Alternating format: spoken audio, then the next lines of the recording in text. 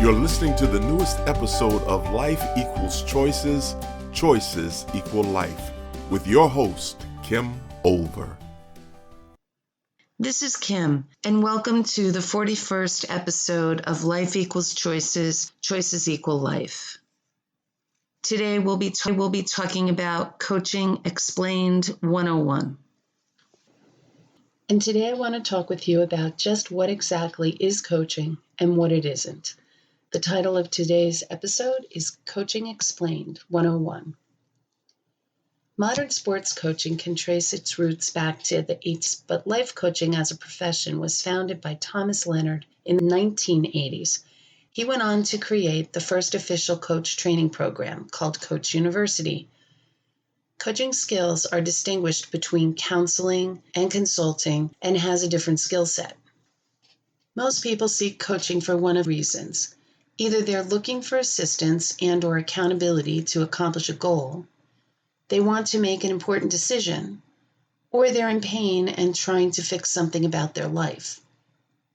Coaches tend to be action-oriented and either help clients change what they're doing or change what they're thinking.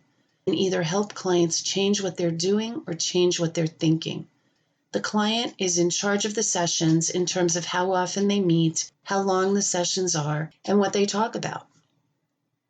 Coaches vastly differ on several variables. In 2020, there currently is no state or federal license with no formal training in coaching.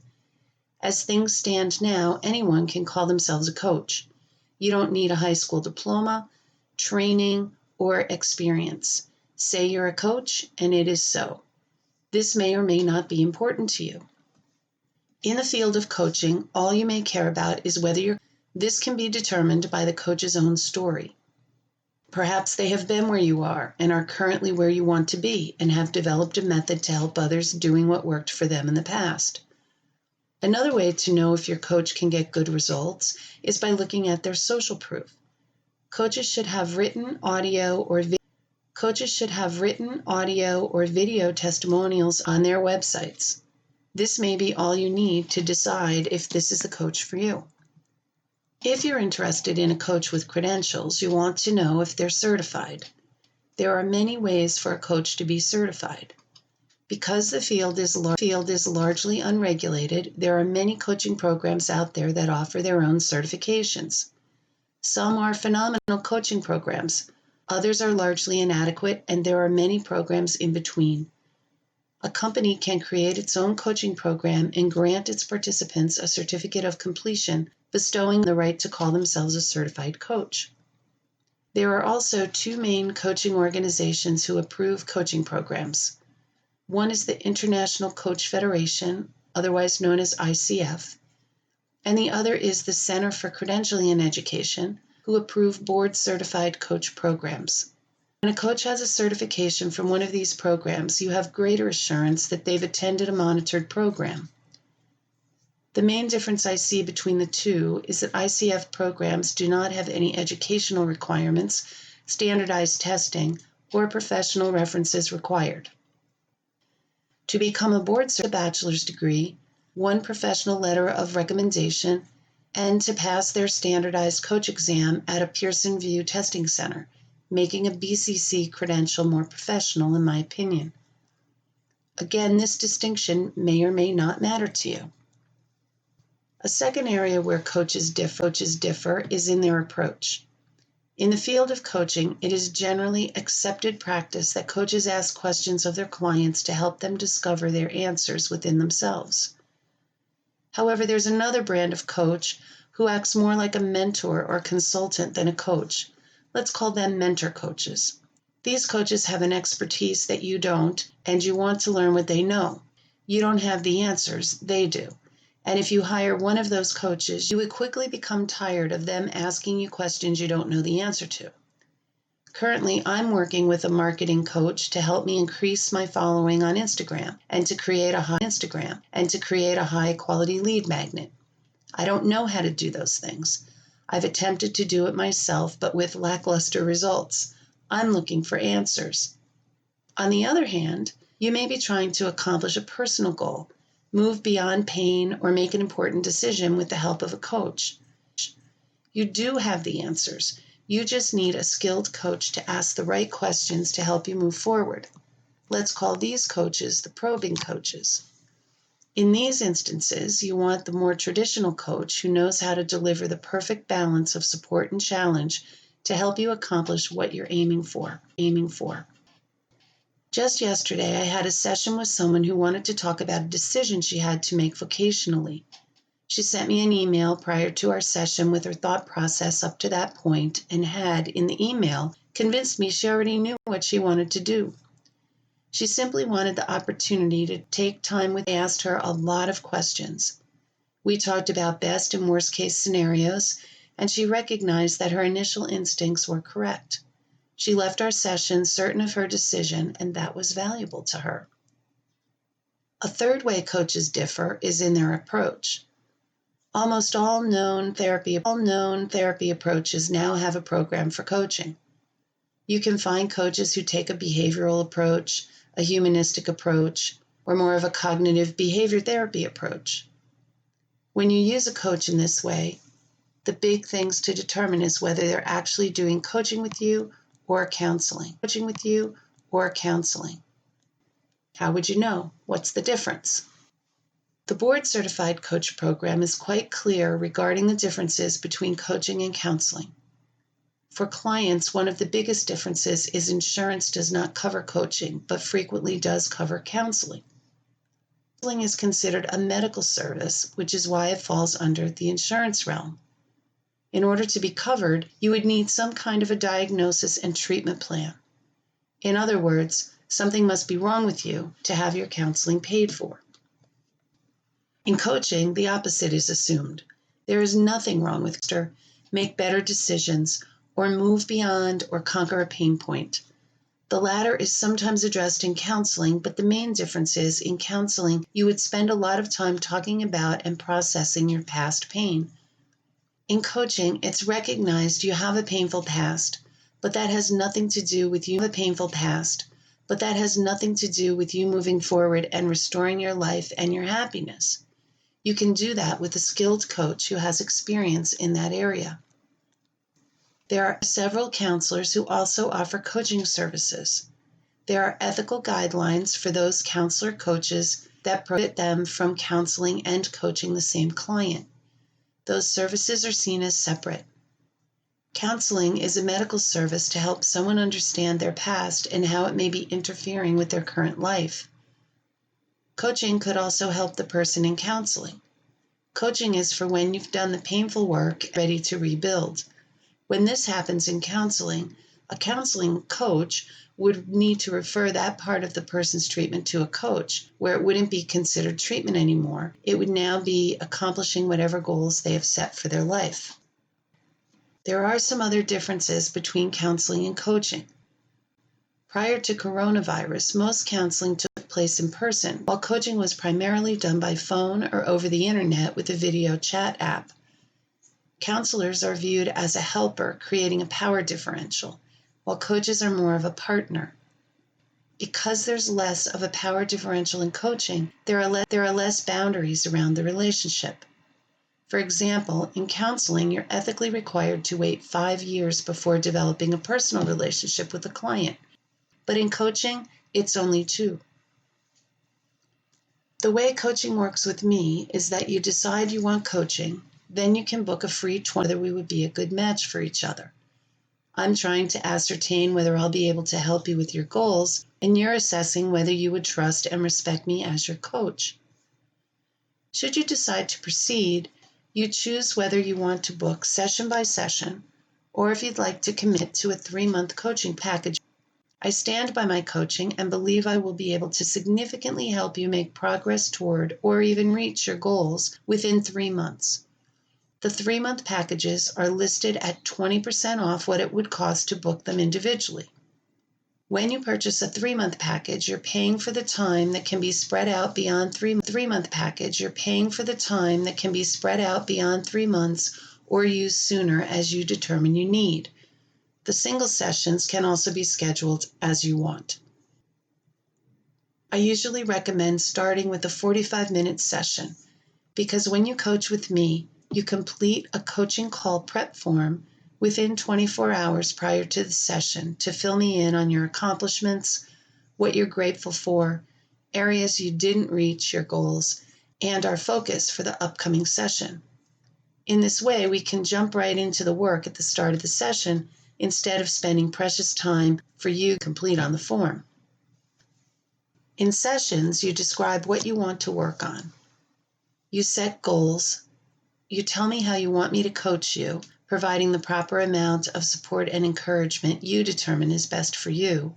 I will ask questions to explore areas you are looking to master. I'll provide you with information I may have that could help you make a more informed decision, never to change your mind or steer your direction, but to ensure you have all the information I may have regarding a specific situation. I will hold you accountable for the things you tell me you'll do. I won't criticize, punish, or shame you. I will simply ask what got in the way and help you plan to prevent that from happening in the future. If there's something deep to explore around the resistance, I'll ask you questions to uncover your possible self-sabotage. I will support and encourage you every step of the way. I will be your cheerleader. And when you hesitate or stall, I'll help you get to the bottom of the resistance until you're moving forward on your desired path again or decide to take a different one. Coaching is for people who want to focus on making plans based on where they are today to move forward to their goals they've established for the future. I personally do not spend a lot of time in the past, since you have no editing rights there. Your past is a chapter in your book that's already written, and it's been locked from editing. You can't change it. All you can really do is accept it and honor it for helping you become the person you are today. And honor it for helping you become the person you are today. I also don't spend a lot of time discussing how you feel about things. That is more the work of counselors. Feelings are another place you don't have any direct power and control. My goal in coaching is to help my clients move to a place of empowerment. Feelings are something I don't know how to change without first changing something you're doing or something you're thinking. In my sessions, my focus is on what behavior or thinking pattern is accompanying any painful emotions, because in order to create a different feeling, you'll need to change your. That's where you have power and control. I will help you formulate plans to accomplish your goals by making sure they are a challenge without being so difficult you'll be paralyzed. You also don't want it to be too easy, or it won't even be worth your effort. The pace of your plan is important to your success. The pace of your plan is important to your success, and it's different for everyone. I won't accept excuses for why you didn't accomplish your goals, but neither will I shame you for it. Together, we'll look at what prevented your success so we can plan to deal with that challenge next time. You may even discover the goal you thought you wanted originally has changed, and you'll take off in another direction. This is how I work with my coaching clients. It isn't how all coaches work. My practice is informed by choice theory psychology. There are other coaches who spend more time talking about emotions, others who use reward systems, and still others who like to gather a lot of information about your life. There's nothing wrong with these approaches, they're just simply different. When you're looking for a coach, it's important to find out the methodology your coach uses to see if it would be a good fit for what you're trying to accomplish. This is why it's good if you can, in essence, you're interviewing one another to see if it'll be a fit. You might be asking, do you really need a coach? Or could you do the same with a friend or even by yourself? That depends on how important it is for you to reach your goals and how fast you want to do it. I believe many people can reach their goals without a coach, of course. If you're one of those goal-directed people who make up their mind to do something and then go after it and do it, I believe you can do it yourself.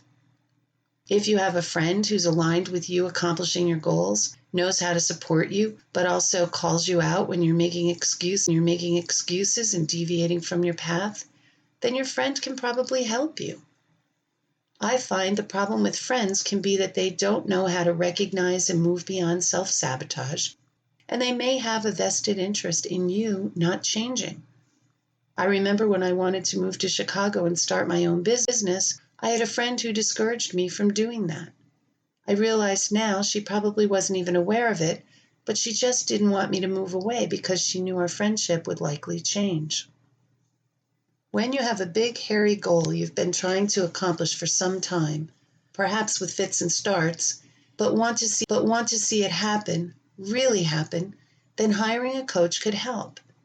If you have a goal, know how to accomplish it, but for some unknown reason, just can't seem to move in that direction, coaching can help you uncover your subconscious sabotage.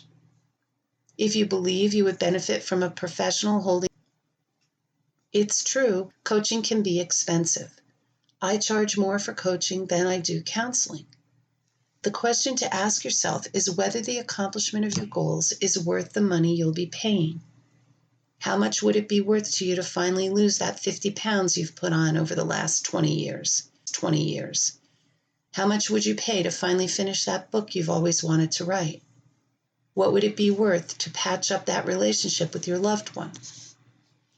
One of the things I coach people on is a lasting life change. I help people gain mental freedom by building their base of power where they have control, so they can achieve the mental freedom from unrealistic expectations of self and others and their own painful emotions. Then they can use that mental freedom to differentiate between their responsibility and their ability to respond. They can let go of the things they believe they have to do, rewrite their personal narrative to serve them, and turn painful experiences into positive or neutral ones. What would that be worth to you? I know it's worth a lot to me, and it's taken me over 30 years to get there because I didn't have a coach to show me how, but I've been coaching people about developing their own mental freedom, and they've been very happy with the results. Go to www.it.ly/